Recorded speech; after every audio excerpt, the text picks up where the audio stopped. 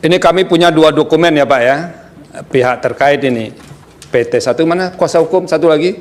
Kalau saya dulu Pak, saya ini tamat SMA-nya tahun 88. Ya. Itu masih menggunakan surat tanda tamat belajar. Nah, STTB Pak. Nah, apa bedanya dengan ijazah itu Pak? Sama saja Pak. Sama ya? Mungkin dulu STTB, tapi dianalogikan sama dengan ijazah. Sekarang masih dipakai STTB atau ijazah Pak? Ijazah, biasanya ijazah. Nah, saya minta Bapak ke depan sekarang Pak. Ya.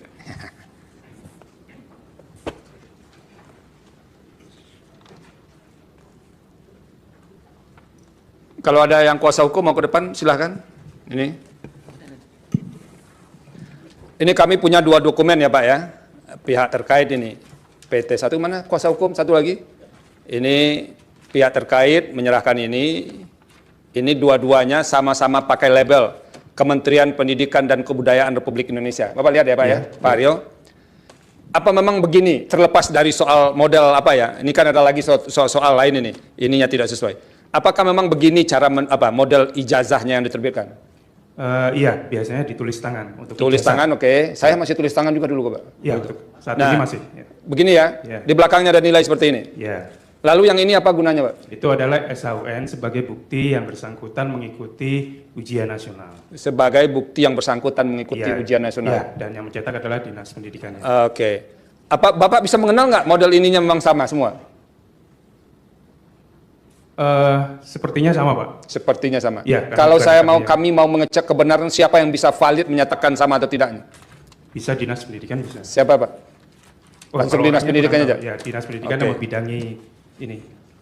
Dinas Pendidikan Provinsi ya? Oke. Terima kasih Pak, sementara itu dulu, silahkan kembali ke tempat. Ini kan masih di sekitar, mohon maaf, ijazahnya Pak Jokowi, ijazahnya Pak Wapres Gibran, dan lain sebagainya kayak. Kewenangan Mahkamah Konstitusi berdasarkan pasal... Itu dianggap dibacakan Pak. Jadi kewenangan dianggap dibacakan, ini akan dinasihati karena sedikit sekali kewenangannya. Nah sekarang Bapak masuk ke legal standing. Kenapa Bapak merasa dirugikan dengan berlakunya norma undang-undang yang dimohonkan pengujian ini? Silakan. Kedudukan pemohon, legal standing. Pemohon adalah warga negara Indonesia yang berprofesi sebagai advokat dan wira swasta yang memiliki hak konstitusional berdasarkan pasal 27 ayat 1 Undang-Undang Dasar 1945 yang berbunyi segala... Nggak usah dibacakan Pak. Bapak jelaskan saja nih, kalau advokat nih harus jelas, yang kecil-kecil kayak begini nih, lisan saja begitu Pak. Oh, iya. Nah, coba Bapak jelaskan ke kami, mengapa Bapak memiliki legal standing? Apa yang dirugikan Bapak dengan norma ini? Bapak jelaskan saja. Berdasarkan pasal 17 huruf H angka 5 Ya. Undang-Undang Nomor 14 Tahun 2008 tentang keterbukaan informasi publik yang berbunyi catatan yang menyangkut pribadi seseorang yang berkaitan dengan kegiatan satuan pendidikan formal dan satuan pendidikan non formal. Pasal ini yang membuat gaduh rakyat Indonesia sekarang ini karena ada yang berpendapat bahwa ijazah seseorang... Bukan Pak, yang Bapak terangkan ke kami itu kenapa Bapak dirugikan. Urusan orang lain itu Bapak tidak bisa mewakilinya karena Bapak tidak menerima kuasa dari orang lain. Sekarang Bapak pemohon prinsipal, Bapak jelaskan mengapa Bapak dirugikan dalam norma ini. Nah, jangan ngambil orang lain Pak. Ya. Kerugian saya yang saya rasakan itu jelas. Apa itu kerugiannya? Adalah ini terjadinya gaduh di mana-mana. Oke. Ya, yang menyebabkan usaha-usaha kami itu sulit. Iya, sering ada demo, kemudian ada perdebatan dan sebagainya. Ya. Yang termasuk kami merasakan bahwa situasi ekonomi dengan adanya ini itu ikut terganggu juga. Oke, jadi gara-gara ijazah ini terganggu ekonomi Pak ya? Iya betul. Oke. Di halaman 280 selanjutnya, di halaman 280 tampil di situ ada, sebentar Bang Roy. Saya pengen baca aja, ini tulisannya apa? SMA 6 itu ya? Yogyakarta, berarti salah. Dah, ini Sebentar. SMA 6 Yogyakarta tuh almarhum Hari Mulyono. Buku ini salah, buku yang salah, nggak usah dipakai. Udah gugur. Maksudnya gimana? Salah. Tidak Bang Roy, benar Bang Roy, Yogyakarta. saya tidak membenarkan. Lah ya udah, salah. Jokowi nggak salah. Yogyakarta salah. Bukan, udah salah. Ya teman-teman, ada jurusan teknologi kayu di Fakultas Kehutanan UGM. Alumni kampus Gajah Mada laporkan Jokowi soal penyebaran berita bohong. Nah, teman-teman, ini di tv1news.com teman-teman. Maka kaitannya di sini ada jurusan teknologi kayu di Fakultas Kehutanan UGM, alumni kampus Gajah Mada laporkan Jokowi soal penyebaran berita bohong. Nah, kita tahu betul bagaimana kasus ijazah Pak Jokowi ini terus bergulir teman-teman, dan setiap hari kita mendengarkan bagaimana perdebatan dari ijazah Pak Jokowi ini yang tidak ada jalan buntu, ya, tidak ada penyelesaian dan mutar-mutar di situ terus-menerus. Tetapi sangat menarik juga dengan apa yang ditemukan oleh Rosyuro CS, ya. Setiap hari mereka menemukan ada saja kejanggalan-kejanggalan dalam kasus ijazah Pak Jokowi ini. Apalagi ketika Rosyuro CS mendapatkan salinan ijazah Pak Jokowi dari KPU RI, kemudian KPU DKI Jakarta, tinggal nantinya KPU Solo yang ingin mereka ambil. Nah, ini ya ketika ya Rosyuro sudah mendapatkan salinan itu, maka mereka melakukan penelitian dan kata Rosyuro bahwa 99,99% ya juga palsu. Nah, tentu ini menjadi satu kehebohan di tengah-tengah masyarakat, dan semakin hari masyarakat itu semakin penasaran dengan ijazah Pak Jokowi. Karena kan Pak Jokowi sebagai orang nomor 1 di Indonesia, ya menjabat 2 kali periode. Nah, jadi kalau misalnya terbukti ya punya ijazah bermasalah, ijazahnya seperti apa atau palsu misalnya, maka tentu bagaimana dengan kita sebagai rakyat telah dipimpin oleh ya seseorang yang ijazahnya bermasalah seperti itu. Nah, makanya sangat heboh sekali, dan ini menjadi trending topik terus-menerus di media sosial teman-teman, dan terjadi kegaduhan di tengah-tengah masyarakat.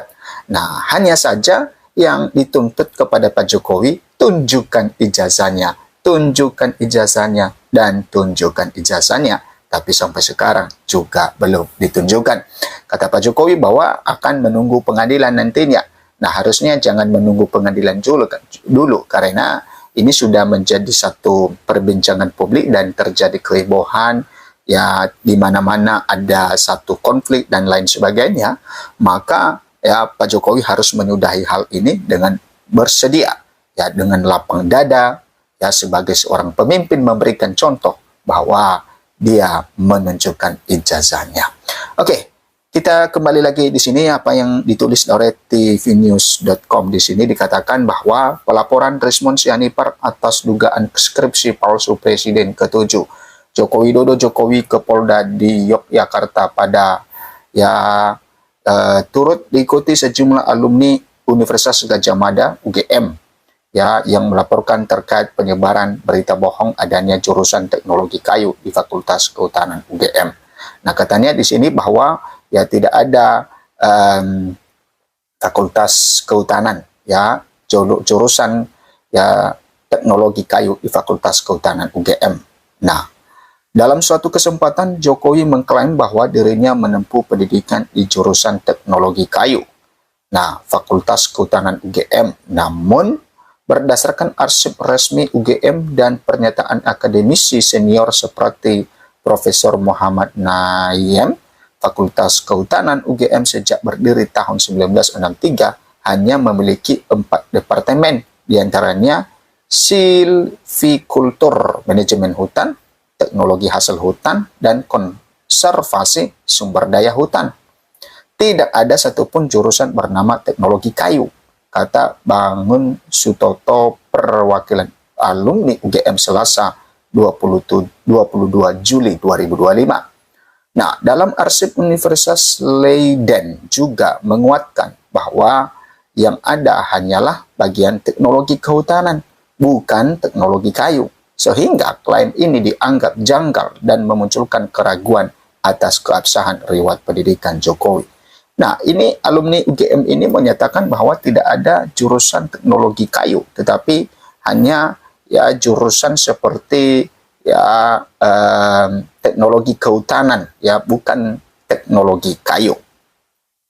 Nah, dengan temuan-temuan seperti itu teman-teman, kejanggalan seperti itu, sehingga ya publik itu semakin penasaran dengan ijazah Pak Jokowi. ya bukan malah semakin berkurang penasaran mereka. Makanya ini semakin heboh karena penasaran publik itu sangat kuat sekali ya mengetahui keaslian dari ijazah Pak Jokowi ini. Maka dari itu para alumni UGM yang mengajukan laporan ini menilai pernyataan Jokowi berpotensi melanggar hukum karena menyebarkan informasi tidak benar yang dapat merusak reputasi UGM serta institusi pendidikan ternama. Nah, langkah ini diambil sebagai respon atas dugaan penyebaran informasi sesat yang telah memicu polemik berkepanjangan di kalangan masyarakat dan akademisi, ucap Bangun. Nah, diharapkan laporan ke Polda DI Yogyakarta ini menjadi langkah awal untuk mengusut dugaan pelanggaran hukum, ya pelanggaran dalam Undang-Undang ITE.